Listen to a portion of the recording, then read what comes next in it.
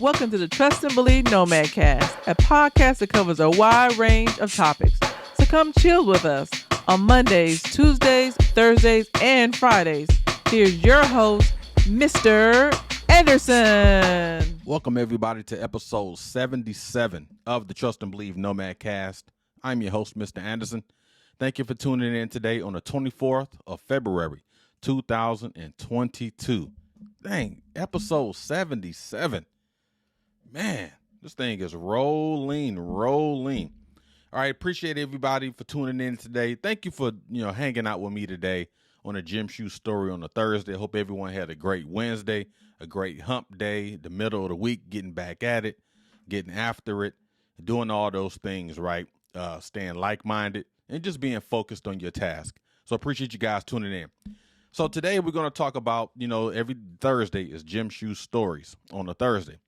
So today I'm going to talk about two significant pair of gym shoes, the Air Max 95s and the Air Max 90s. Now, you may reference, I spoke about the Air Max 90s back on episode 40, December 9th, 2021. Episode 40, December 9th, 2021. And I spoke about the Air Max 90 was the reason why I decided and I needed to get a job, to gain employment, because my parents didn't want to buy me these Air Maxes. And I was like, bump that. I want these shoes, and I'm going to do what I need to do in a positive manner to purchase the shoes. But again, you can reference that episode 40, and here it goes right here, December 9th, 2021. All right, so we're going to talk about the Air Max 90 and the Air Max 95s. There's a lot of sneaker stories, gym shoe stories involved with those, but I'm going to break them down into four categories. Y'all know I love breaking things down into categories, because one reason why it allows you to kind of deep dive and take a different approach when you're listening to some of these gym shoe stories and any other topic that I break down. But I love deep dives. It's all in the Army. That's all we talked about. Let's do a deep dive. Let's do a deliberate deep dive. So I'm all for that, and I will continue to do that. But again, we're talking about the Air Max 90s. Air Maxes have been around since the 80s. Everyone knows the air bubble. They trademarked it. They've embedded the air bubble into shoes, the gym shoes, the basketball shoes, the tennis shoes. And Nike has really catapulted themselves into greatness. And that brand, with the Air Max brand, the Jordan brand, and all the basketball shoes, even in the tennis world, Nike has just stomped the competition, for lack of better terms. It's just, Godzilla, the competition. And a lot of gym shoe companies, sneaker companies, they've tried to latch on and try to, do things they need to do to keep up. But at the end of the day, Nike will always win. Nike will always win. All right, so again, let's neither here or there. Let's talk about the Air Max 90, 1995s and the 1990s. And first, before I even get started with anything, again, I got the four categories. So let's dive into it. I'm going to show you both. I'm going to show you both the shoes. Then I'll break them down into the categories. So we have here the Air Max 90 as referenced on episode 40, December 9th, right? The Air Max 90, again, is a very beautiful silhouette. They've had many colors in these, many silhouettes, many different variations. As you can see here, and I'll talk about it in the history, the designer wanted this airbag, the air bubble as we call them, to be bigger than previous versions. Now, I remember back in the day, not just us Detroiters, but everyone had the little Nike square. The square tag used to hang off the shoe. People used to put it on the belt loop and hats and everything. As you can see here, Air Max. Now, I love this material. It's almost like a screeny material. You can hear it. Got the uppers right here, the Air Max right here. Love that. That bright orange. And being a Detroit Tigers fan, this nested well with the Detroit Tigers colorway. See the back here and all the way around. Again, another phenomenal shoe, as I always says on these daggone gym shoe stories. Now, let's take you to the Air Max 95. Now, this is not the original color that came out in 1995. Right? But you look at the air bubbles. Now you look at the multiple bubbles that's coming through on the sides, right? The back here, these little lines right here. Now I'll tell a unique story about the Air Max and the reason why the Air Max 95 had these unique lines in them. As you can see here. Now, if you look at the top here, it looks like a McDonald's M, right? Very soft. This leather is soft. Another beautiful shoe. Nike, again, when it comes to fashion, Nike, creme de la creme, gym shoe fashion is hands down. Now, Nike, they haven't had the most comfortable shoes back in the day and even now, but the silhouettes are phenomenal. Then you look at the bottoms here. Now, if you look at these Air Maxes, right, the 95s and the 90s, this is a 5-year difference between the shoes. 1990, 1995. But look at the difference. Look at the advancements of technology.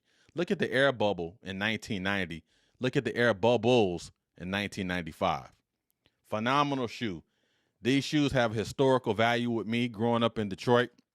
And these Air Max 95s have historical value with me being in the Marine Corps. This wasn't the original color. The original color was like a lime greenish, as you can see here. I tell you, phenomenal shoes, man. Love them. So let's go ahead and break these jokers down. Let's break these jokers down. All right, so the very number one reason we're going to talk about the Nike, we broke it down into categories, right?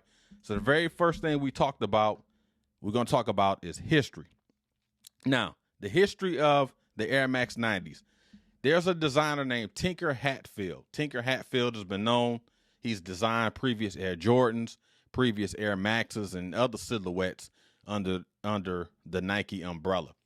But his whole thing is Nike charged him to come up with the silhouette that was different from previous Air Maxes. And I want to quote exactly what he said. Tinker Hatfield, this is Tinker Hatfield speaking. I wanted to create something to hit the ground running and something that will widen the gap and make a bigger airbag. Again, they call it these airbags. We call them air bubbles. So he wanted to do something different. And if you look at the previous Air Max in 1989 versus these, you can definitely tell the difference, right? So Tinker Hatfield, again, has hit a home run on a lot of these Nike designs on the Air Jordan lines as well. Phenomenal shoe. Again, the lacing, the speed lacing and everything. Great shoe, great silhouette, great summertime shoe, right? And then you look at the 1995 Air Max. They came out of 95. Now, this one wasn't designed by Tinker Hatfield. It was designed by one of the lead designers at Nike at the time. His name is Sergio Lanzo. And I want to read a quote verbatim about the reason why he designed the Air Max 95 to come out with the silhouette the way it did. He said, looking out the window in Beaverton, Overton. So I'm going to read it to you like in a voiceover voice. I imagine, this is Sergio Alonso talking. I imagine the water eroding the landscape and unearthing the strata below. Now, the strata is a daggone tubular body of rock, right? So if you really think about it, look at the shoe and think, I'm going to read it again and tell me, can you see what he was envisioning? I imagine the water eroding the landscape and unearthing the strata below.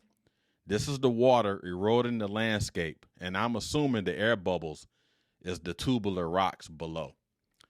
You can get so much inspiration just looking out the window, hearing the song, and with him just looking at what was going on outside, looking at the layers coming down, eroding the rocks below.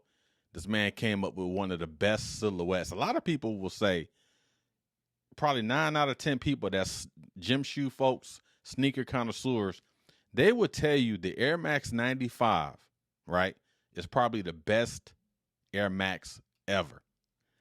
I don't know if it's the best Air Max ever. It's definitely in the top 3 of all the Air Maxes that ever came out. To me, it's definitely in the top 3, right?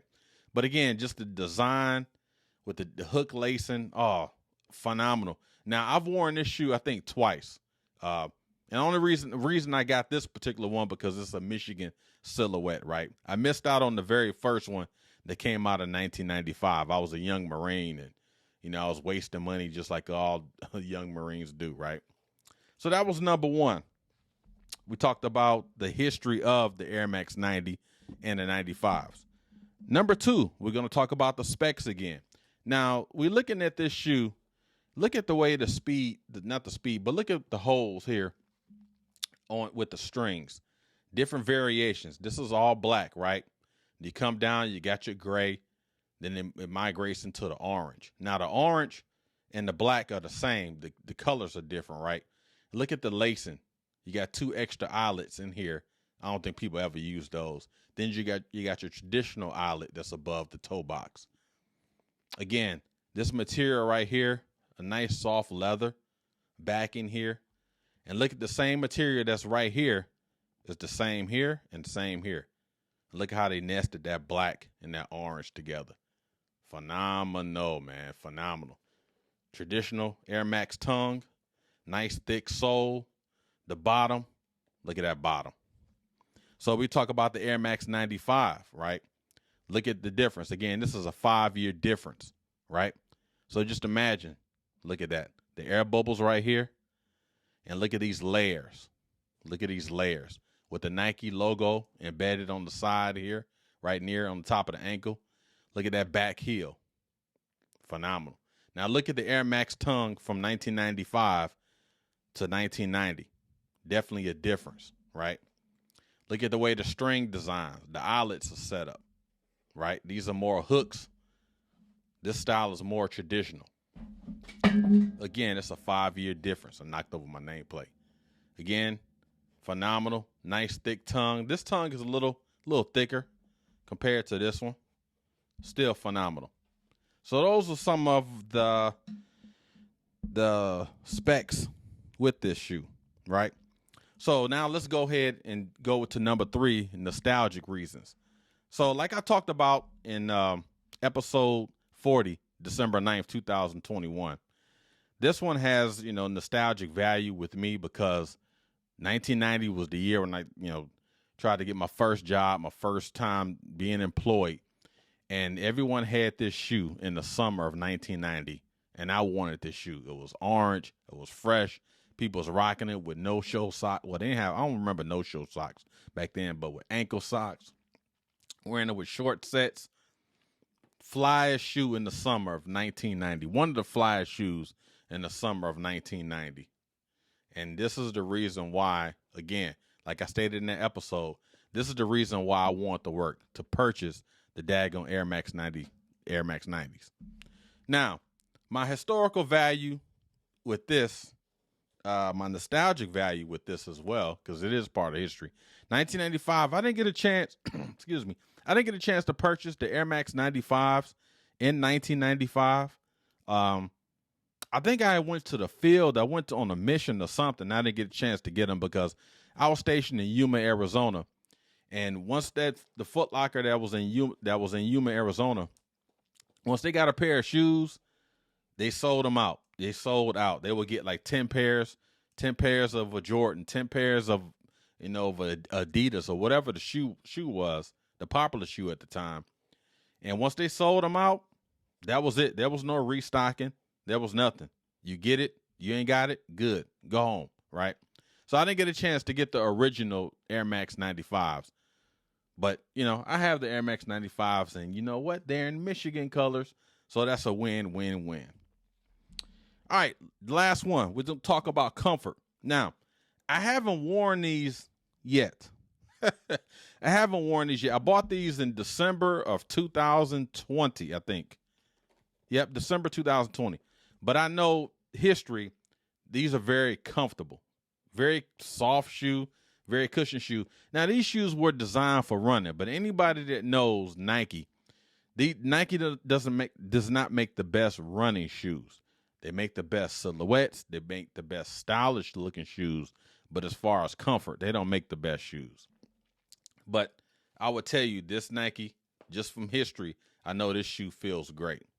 Now, the Air Max 95, I've worn these a couple times, and it feels great. A nice thick Nike sock to go with it. Remember, if you're wearing Nike shoes, you wear Nike socks, right? There's no perpetrating.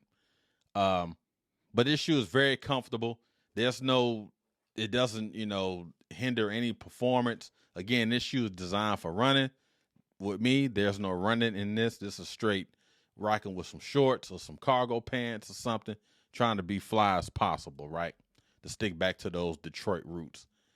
But again, this shoe is very comfortable as well. Phenomenal. You can feel the cushion, the air bubbles down at the bottom. Phenomenal shoe, the Air Max 95. So when you look at the thumbnail, I talked about being the winner. I would tell you both of these shoes have a special place in my heart. One that I, tried to get a job and buy, and one I had a chance to buy, but I was in the field.